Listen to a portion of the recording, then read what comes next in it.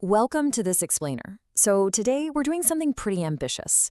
We are going to unpack the thousands of years of really complex history behind the modern deadlock between Israel and Palestine. We see it in the headlines literally every single day, but to actually understand it, we have to look way back into the past. Our goal here is to give you a clear, completely neutral and structured look at the facts, directly from the historical record, just so you can easily grasp the foundation of this enduring conflict. To make this massive timeline accessible, we're going to follow this chronological roadmap. We'll start with ancient roots, move right through Zionism, the 1948 partition, the shifting borders of 1967, periods of peace and uprisings, and bring it right up to the modern deadlock. Okay, Section 1, Ancient Roots and Empires. Let's look at the deep ties to the land. To really understand the foundational claims of both Jewish and Arab populations, we have to look at a very long succession of empires. It's almost like a revolving door of history. For the Jewish people, this region is their biblical homeland, starting all the way back in the 17th century BC, when Jewish patriarchs settled in Canaan. Fast forward to 1000 BC, and you have King Saul, followed by David and Solomon, establishing the Israelite monarchy, with Jerusalem as its capital. But over the centuries, the demographics drastically shifted through a whole series of conquests. When the Roman Empire took over, they actually renamed the region Palestine to intentionally break the Jewish connection to the land. Then, moving into the 7th century, the Arab conquest brought the spread of Islam, and the Dome of the Rock was built in Jerusalem.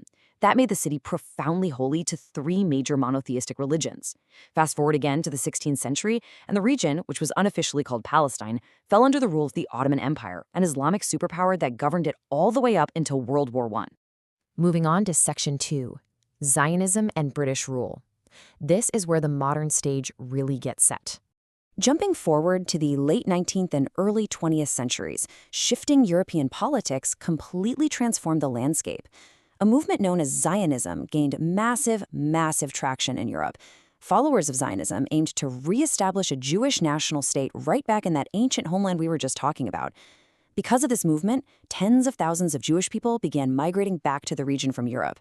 Concurrently, World War I exploded. When the Ottoman Empire finally collapsed, the British and French essentially carved up the Middle East, and Britain took control of what became known as the British Mandate for Palestine. Under the Balfour Declaration, which went into effect around 1923, Britain officially promised to establish a Jewish national homeland there. And, naturally, that began to raise some serious alarm and tension among the Arab population already living there. Then came the absolute horrific devastation of the Holocaust during World War II, which claimed almost 6 million Jewish lives across Nazi Germany. This immense tragedy intensified global pressure and highlighted an absolutely urgent need for a secure Jewish state. As a result, a massive surge of Jewish refugees fled Europe for Palestine.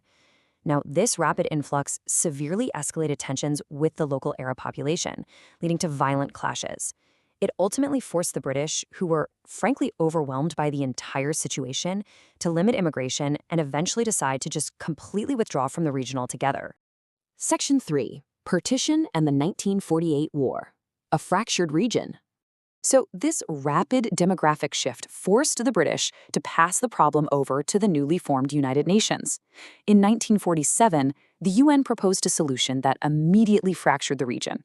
The idea was to partition Palestine into two completely independent states, one Jewish, one Arab, and keep Jerusalem as a special neutral international zone. Jewish leaders accepted this plan, which granted them roughly 56.5% of the territory, even though they accounted for only about a third of the population at the time. Arab leaders, however, outright rejected this allocation as fundamentally unfair. They completely refused the partition and immediately began forming volunteer armies throughout Palestine.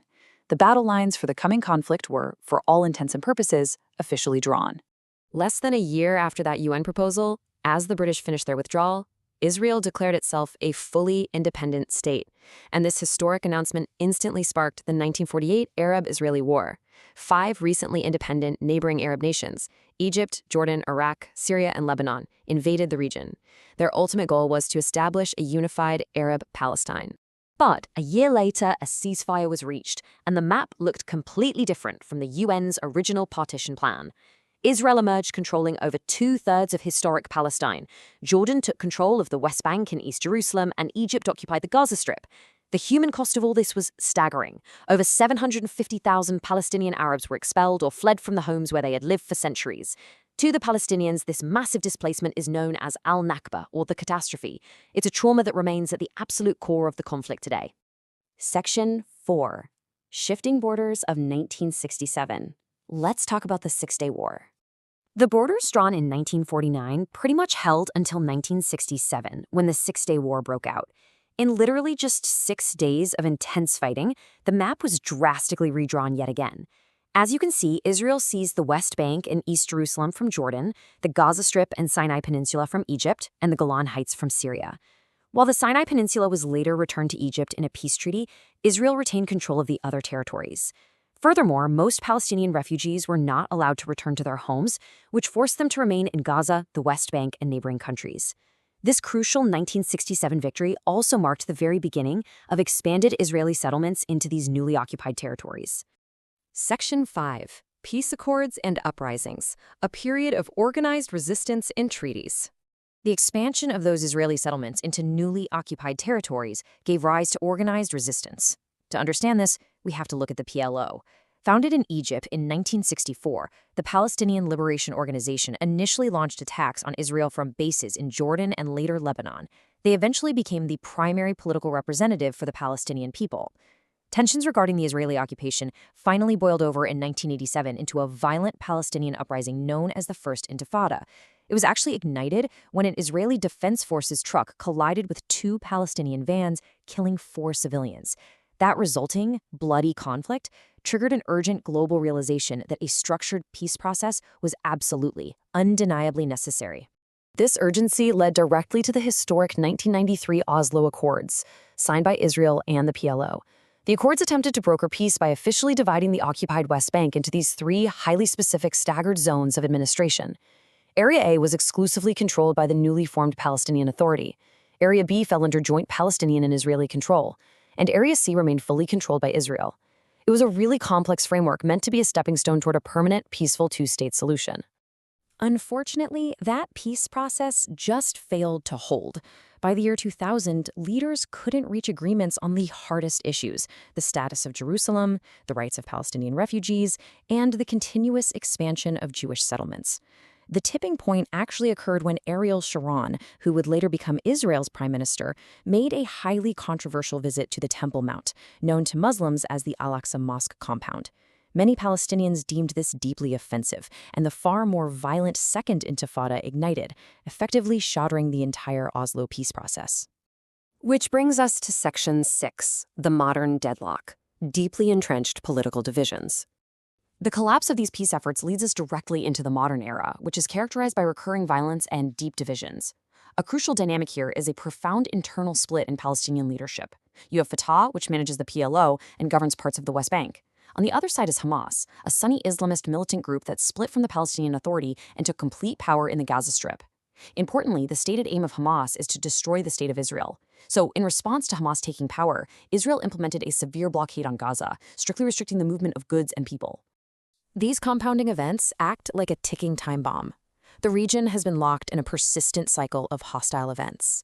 We've seen several devastating wars between Israel and Hamas in Gaza. Simultaneously, Jewish settlements continue expanding in the West Bank, which further complicates any potential borders for a 2-state solution. Diplomatic moves, like the 2018 relocation of the U.S. Embassy to Jerusalem, have further inflamed tensions, signaling to Palestinians strong American support for Jerusalem as solely Israel's capital. And this ongoing friction repeatedly erupts into violence, like the major clashes in East Jerusalem in 2021 that literally required a UN-brokered ceasefire just to halt. We've just traced a direct line from ancient kings right through British mandates all the way up to the security walls and rocket fire of today. Every single step fundamentally shaped the next. So the big question we have to ask ourselves is, with thousands of years of intertwined history and decades of deepened divisions, what will it actually take to break this deadlock and achieve lasting security? Thanks for joining me for this explainer. I really hope this gave you the context you need the next time you look at the headlines.